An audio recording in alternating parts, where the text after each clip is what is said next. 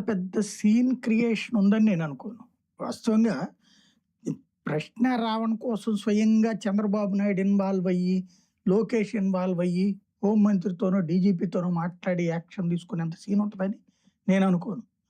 సాధారణంగా డిపార్ట్‌మెంటు ఆహ్, ఇదివరకటి రోజుల్లో అయితే గనక రాజకీయాలకు అతీతంగా రాజ్యాంగం ప్రకారం, చట్టం ప్రకారం వాళ్ళ పని ఆళ్ళు చేసుకుపోతుండేవాళ్ళు.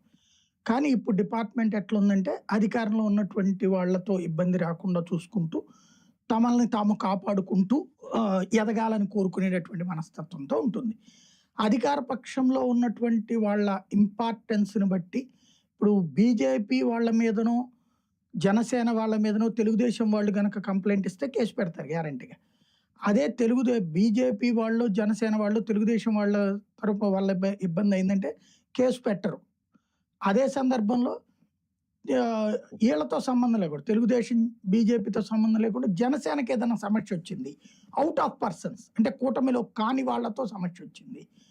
అప్పుడు కేసు పెడతారు. ఇప్పుడు మళ్ళీ జనసేన బీజేపీ మీద కేసు పెడితే తీసుకుంటారు గానీ, బీజేపీ జనసేన మీద కేసు పెడితే తీసుకోరు. అంటే ఇక్కడేంటి వాళ్ళు first priority Telugudesam, second priority Janasena, third priority Bharatiya Janata Party. Bharatiya Janata పార్టీని లైట్‌గానే తీసుకుంటున్నారు వాళ్ళు. ఇది రాష్ట్రంలో జరుగుతున్న రాజకీయం. పోలీసులు గ్రహించిన రాజకీయం, పోలీసులు ఆచరణలో పెడుతున్న రాజకీయం. ఇక్కడ చంద్రబాబు నాయుడో, పవన్ కళ్యాణో చెబితే పోలీసులు యాక్షన్